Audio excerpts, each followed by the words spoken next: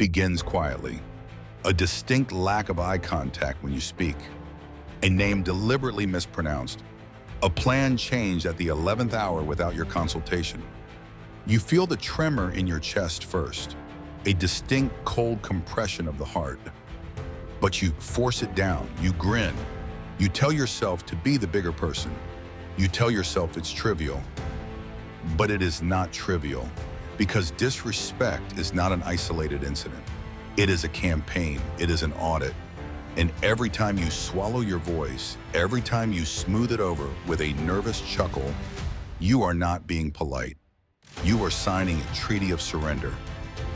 You are broadcasting to the world that your self-worth is on clearance, that you are discounted goods, that you can be trampled upon without a tax being levied. Niccolo Machiavelli, the architect of power who mapped the ruthlessness of the human condition, understood this 500 years ago. He understood that the second you are perceived as harmless, you are already owned. He didn't pen the prince for those seeking popularity. He penned it for those seeking sovereignty. If you are exhausted from being the emotional sponsor for everyone else's ego, if you are sick of fading into the wallpaper while others take center stage, pay attention. We are about to perform a reconstruction of your psyche. We are going to amputate the desperate need to be liked. And we are going to cultivate something else, something formidable. But first, we must confront the query that keeps you staring at the ceiling at 3 a.m. The question you avoid because the answer terrifies you. Why do they target you? And more critically, why do you open the gate? There is a subconscious signal you are transmitting every single day that invites this predation. You are doing it right now. You are doing it with your hesitant speech, your reflexive apologies, and your excessive availability. We need to locate that transmitter and we need to crush it. Disrespect is rarely a roar, it is a murmur. It starts as a probe. Humans are efficient, hierarchical creatures. We are perpetually scanning the room for status. Who commands? Who obeys? Who is a threat? Who is a resource? When a new person enters your orbit, a potential partner, a colleague, an acquaintance, they are subconsciously testing the structural integrity of your perimeter. They lean against your walls. They make a subtle dig disguised as banter. They leave you waiting for 15 minutes. They check their phone while you are speaking. They are watching, calculating. If the wall holds, if you correct them with a stoic pause, a stillness, or a sharp boundary, they retreat. They categorize you as formidable. But if the wall crumbles, if you smile anxiously, if you say no worries, you have just issued them a visa to invade. Machiavelli observed that men are driven by two primary levers, desire and fear. In our sanitized modern era, we don't need people to fear violence. We need them to fear the withdrawal of our presence. When you metabolize a small disrespect, you are conditioning them. You are the architect of your own irrelevance. You are teaching them that your time is expendable, your emotions are secondary, and your standards are merely suggestions. Recall the last time you felt diminished, perhaps a family gathering. You were interrupted, talked over. What was your move? Did you freeze? Did you retreat? Did you wait for permission to speak again? In that fraction of a second, you signaled capitulation. You signaled that their noise was more valuable than your signal. And the tragedy is, you felt it. You felt the treason against your own spirit. That nausea in your stomach isn't just awkwardness. It is your soul rioting against you for abandoning it. Disrespect flourishes in the vacuum between your dignity and your cowardice. You fear tension. You fear being labeled intense. You fear that if you assert your value, you will be cast out. So you choose the slow erosion of your character over the sharp shock of conflict. But Machiavelli warns us, wars cannot be avoided. They can only be deferred to the advantage of the enemy. When you dodge the friction of setting a standard today, you are guaranteeing a massacre of your self-esteem tomorrow. And in that battle, you have no allies. So what is the strategy? The conventional wisdom is fragile. Communicate your needs. Use I feel sentences. No, when you are engaging with someone who holds you in contempt, you are in a power struggle, not a counseling session. If you explain your wounds to someone who holds a knife, you are showing them exactly where to stab next. You do not explain, you do not whine. You become the abyss. When someone slights you, they are following a script. They anticipate a reaction. They expect you to flare up, which proves they own your emotional state. Or they expect you to fold, which proves they own your physical space. When you do neither, you burn the script. You look at them, you hold the silence, you do not grimace, you do not smirk. You simply witness. You let their words hang suspended in the air. You let the silence expand until it becomes heavy. Not for you, for them. Silence is a spotlight. In that vacuum, their insult is illuminated. They hear the pettiness of their own tone. They see the clumsiness of their maneuver. You will watch them begin to twitch. They will backtrack. I was just teasing. Don't be so sensitive. They are panicking. They are trying to retrieve the ball, but you have swallowed it. You have entered what Machiavelli calls the posture of the prince. The prince does not wrestle in the dirt. The prince observes from the tower. This is not passivity. This is strategy. Energy is a finite resource. Attention is currency. Why would you pay someone who just attempted to pickpocket you? When you withhold your reaction, you are signaling that their assessment of you lacks the mass to move you. You are signaling that you are moored to something far deeper than their approval. This is the genesis of becoming untouchable. You starve the parasite. Machiavelli stated, "One must be a fox to recognize traps, and a lion to frighten wolves." Disrespect is often a snare dressed up as casual rapport. It is the neg, the backhanded praise. You're actually quite articulate for someone from your background. You look healthy. Have you gained weight? If you bite the hook, if you say thanks, or if you get defensive, the trap activates. The fox perceives the architecture of the trap. You must cultivate cold empathy. Hot empathy is drowning in their feelings. It is emotional contagion. Cold empathy is diagnostic. It is a mechanic listening to a rattling engine. You understand why they are doing it, but you are not polluted by it. Why is this person attempting to lower my standing? Usually it is because their own standing is precarious. The powerful do not need to punch down. Only the fragile need to stand on another man's neck to feel tall. When you decode the disrespect as a symptom of their inadequacy, not a verdict on your quality, it loses its venom. It becomes pitiful. You stop asking, "What is wrong with me?" and you start asking, "What is broken in them?" This rotation in perspective is the key.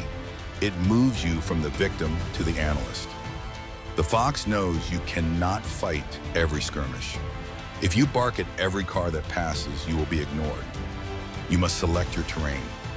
Sometimes the most devastating move is radical agreement.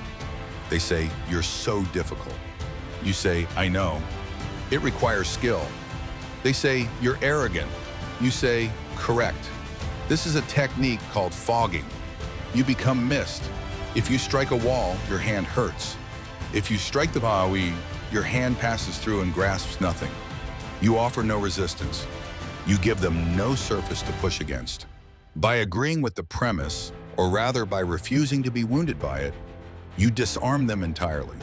You take the ammunition out of their gun and place it gently on the table. It disorients them. It shatters their frame. They wanted a fight. You gave them a void. And in that void, you triumph. But sometimes the fog is insufficient. Sometimes the wolf is scratching at the door and the hinges are buckling. Machiavelli knew that while the fox provides intelligence, the lion provides terror. There are junctures where you must bare your teeth, not to maul necessarily, but to advertise the capacity for violence. This is where the modern man fails. He confuses hysteria with strength. He shouts, he makes threats, he throws a tantrum. That is not power. That is a child crying for milk. True aggression is cold. It is calculated. It is surgical. When a boundary is breached repeatedly, silence is no longer the correct tool. Now you must levy a tax. But here is the Machiavellian secret. The tax must be behavioral, not verbal. You do not say, "If you are late again, I will be upset." You simply leave. You do not say, "Stop interrupting me." You cease speaking entirely, lock eyes with them, wait for their noise to cease, and then pivot your attention to someone else. You excise them from the interaction. You revoke your presence. If you have a friend who consistently flakes, you don't send a paragraph text about your feelings. You stop issuing invitations. When they finally circle back, you are occupied. Not falsely occupied, but genuinely busy building an empire that does not require their bricks. You effectively kill the version of the relationship where they get to exploit you. This is agonizing. It requires a willingness to sever ties. And that is why so many of you remain trapped. You are not willing to walk away from the table. You are clutching the scraps of a connection because you are terrified of solitude. But you must internalize this. You cannot negotiate respect with a hostage taker. And anyone who holds your dignity for ransom is a terrorist to your spirit. If you cannot walk away, you have no leverage. Zero. The lion does not bluff. The lion does not negotiate its right to exist. The lion patrols its territory. And if you cross the line, there is a cost. That cost is your exile. Scarcity generates value. Gold is precious because it is rare. Air is free, but remove it for 3 minutes and you will trade your soul for a gasp. Machiavelli understood that familiarity breeds contempt. If you are always on call, always eager, always replying within seconds, your stock crashes. You become background noise. When you have been disrespected, your instinct is to lean in, to repair, to prove your worth. Do the inverse. Withdraw. This is not the silent treatment. The silent treatment is a manipulation tactic used to provoke. I am speaking of strategic recalibration. You pull your resources back into your own citadel. You stop initiating. You stop revealing your inner thoughts. You become a polished surface, courteous, functional, but impenetrable. You treat them like a polite stranger. There is a chill to this, a necessary frost. When you retract your warmth, they feel the drop in temperature. They realize that your warmth was a privilege, not an entitlement. And suddenly the polarity flips. They begin to chase. Is everything all right? You've been distant. Do not rush to reassure. Let them shiver. Let them learn that your presence must be merited. This demands that you possess a life outside of them. You must have a crusade, a purpose, a kingdom of your own making. If your solar system revolves around one person, a boss, a lover, a parent, you are fragile. You are a moon orbiting their planet. If they cast you out, you spin into the dark. But if you are the star, if you possess your own gravity, then their disrespect does not displace you. You simply burn on. Construct your fortress, sharpen your skills, harden your body, compound your wealth, expand your intellect. When you know you can prosper without them, you become dangerous. You become free. And a free man is impossible to disrespect because a free man can always depart. Now we descend into the basement of the psyche. We have discussed the external battlefield, but the external is merely a mirror of the internal. The brutal truth, the Machiavellian reality, is that you are being disrespected because on some frequency, you believe you earned it. You have a disrespect baseline. It is a thermostat setting in your subconscious. If you were reared in chaos or have a history of trauma, your thermostat is set to tolerate. You are acclimatized to a certain degree of abuse. It feels like home. When someone treats you with reverence, you become suspicious. You sabotage it. When someone treats you like dirt, you recognize the texture. You try to earn their love. You must reset the thermostat. You must build what the Stoics call the Inner Citadel, a fortress within the mind that no one enters without a pass.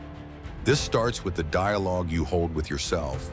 If you mock yourself, if you betray your own commitments, if you consume poison, if you procrastinate, if you look in the mirror and think, failure, why would you expect anyone else to read a different script? You are broadcasting your self-valuation on a frequency everyone can receive. When you enter a room, your micro-expressions, your cadence, the way you occupy space, it tells a story. Is the story, please accept me? Or is the story, I am here? To slaughter disrespect, you must first execute the weak version of yourself. The version that snorts validation like a narcotic. You must fast from external approval. Stop asking for opinions. Stop fishing for compliments. Stop apologizing for your mass. Start keeping contracts with yourself. If you say you will train, you train. If you say you will work, you work. Every time you honor a promise to yourself, you lay a stone in the wall of the citadel. You build self-trust. And when you trust yourself, when you revere yourself, the disrespect of others feels repulsing. It doesn't feel familiar. It feels like a contagion. And you reject it instantly, reflexively, like spitting out spoiled meat. You don't have to try to set boundaries. Your existence is the boundary. People can smell self-respect. It has an aroma. It smells like consequence. It smells like someone who cannot be coerced. And remarkably, it attracts the elite. People who want to meet you at the summit, not those who want to drag you into the swamp. Let's apply this. Tomorrow morning, you walk into the office or sit at the dinner table. Someone fires a shot.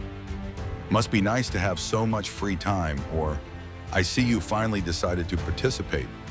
The old you would have laughed nervously. The old you would have offered data. Oh, I actually finished the project early. The new you, the one who has walked through the furnace, you stop. You pivot. You lock eyes. You hold the gaze for 3 seconds. 1, 2, 3. You say absolutely nothing. You return to your task. You have just signaled, I heard you and it was beneath my notice. Or perhaps you employ the Socratic method. You play the fox. They say, must be nice to leave early. You ask with clinical curiosity, what exactly do you mean by that? Force them to dissect the insult. Force them to unpack their passive aggression. Oh, just that you're leaving at 5. Yes. Is there a deficiency in my output? Now they are on the back foot. Now they must act as a superior or retreat. You have dragged the ghost into the daylight. This is the work. It is terrifying. Your pulse will hammer. Your hands may tremble. Act anyway. Courage is not the absence of terror. Courage is action in the presence of terror. Every time you execute this, you rewire your neural architecture. You are training your brain that you are safe when you defend your territory. You are training your nervous system that you can withstand the friction. And slowly, the fear evaporates. It is replaced by a cold, simmering pride. The pride of a sovereign who has reclaimed the throne. We must address the shadow. Carl Jung, the Swiss psychoanalyst, taught that we all possess a shadow, the dark, repressed corridor of the personality, the aggression, the selfishness, the capacity for destruction. You have been conditioned to hide your shadow, to be nice, to be harmless. But a harmless man is not a virtuous man. A harmless man is a weak man. A virtuous man is a dangerous man who has his danger under voluntary command. To handle disrespect, you must integrate your shadow. You must be in touch with your capacity for malevolence. You need to know that you could dismantle them, that you could ruin their reputation with a sentence, that you could be cruel and you choose mercy. That is where confidence is born, not from being toothless, but from being a monster who has chosen to be civilized. When you know you carry a sword, you don't need to brandish it. You can keep it sheathed, but people know it is there. They see the hilt. This is the Machiavellian paradox. To secure peace, you must be prepared for war. If you are incapable of aggression, your kindness is merely submission. If you are capable of terror but choose kindness, that is morality. Stop trying to be a saint. Be a warrior in a garden. When someone disrespects you, they are essentially checking your pockets for weapons. If they see you are unarmed, they will strip you of everything. Show them the hilt. Show them you prefer peace but do not fear the trenches. Let's pause. Calculate the cost. What has your tolerance cost you? It has cost you sleep. It has cost you dignity. It has cost you the respect of your children who observe how you permit others to handle you. It has cost you wealth because you didn't demand what you were owed. It has cost you love because you settled for someone who treated you as a convenience. Disrespect is a burglar. It steals your future. Every time you swallow your truth, you are swallowing arsenic. That poison accumulates. It mutates into resentment. It mutates into depression. Depression is often just rage with no outlet. It turns into sickness. The body keeps the tally. You cannot afford to be disrespected any longer. The inflation is too high. The price is your life. Are you willing to pay that toll just to avoid a moment of awkwardness? Whose peace are you preserving? Theirs. You are incinerating yourself to keep them warm. Stop it. Let them freeze. The ultimate objective is not merely to manage disrespect. It is to transcend it. There arrives a level of self-mastery where the opinions of others truly, profoundly do not register. This is the state of the outlier. The outlier knows that people project their internal reality onto external screens. When someone calls you arrogant, it is because they feel small. When someone calls you selfish, it is because they want to exploit you. The outlier does not take it personally. They take it structurally. You view human beings as sophisticated biological machines running obsolete software. They are reacting to their trauma, their programming, their fears. You are just the screen they are projecting their film onto. When you grasp this, when you truly comprehend it, you become free. You can look at someone screaming at you and feel nothing but curiosity. How fascinating, you think. Look at the pain they are broadcasting. You are no longer a piece on the chessboard. You are the spectator watching the match. This is the elevation Machiavelli aspired to. The level where you are not ruled by fortuna, luck, but by virtue, capability. You become the eye of the hurricane. The debris spins around you, but you are still. And in that stillness, you locate a power that no shout, no slur, and no betrayal can ever scratch. This is the victory. Not that they cease trying to disrespect you, they may never stop. The world is populated by broken machinery. The victory is that you cease caring. You stop needing them to be different. You stop waiting for an apology that will never arrive. You accept reality as it is, and you navigate through it with the grace of a predator and the wisdom of a sage. You become both the lion and the fox. So here is your directive for the next 7 days. Observe. Be the fox. Note every time someone steps over the line. Note every time you feel the urge to apologize when you are innocent.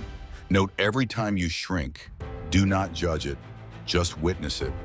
And then select one skirmish, one moment where you would usually fold. Hold the silence, hold the stare, hold the perimeter. Observe the result. Watch the shock in their eyes. Watch the shift in the atmospheric pressure and feel the surge of voltage returning to your veins. It begins with one moment, one choice, one act of refusal. You have the map, you have the weapon. The question is, do you have the will?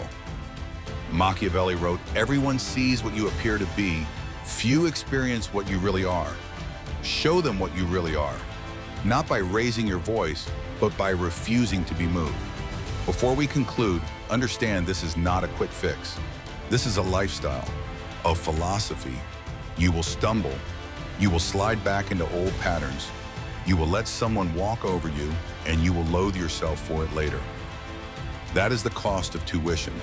Forgive yourself, then sharpen the blade again. The path to sovereignty is a vertical climb. Most people die at base camp complaining about the cold. You are climbing. The oxygen is thinner up here. It is isolating. But the view is absolute clarity. You see who people really are, and more importantly, you see who you really are. You are not the victim of the novel. You are the author. And the author has the power to write a new protagonist. A protagonist who commands respect, not by demanding it, but by embodying it. The world will align to you, it always does. The strong determine the climate. The weak adapt to it, be the weather. Disrespect is a question. Are you weak? Your response must be the answer. No, you do not need to shout it. Your life should be the answer. Your posture should be the answer. Your absence should be the answer. Subscribe to see the truth. Click join to wield it. The most dangerous information is locked behind that button. Most won't enter. See you inside.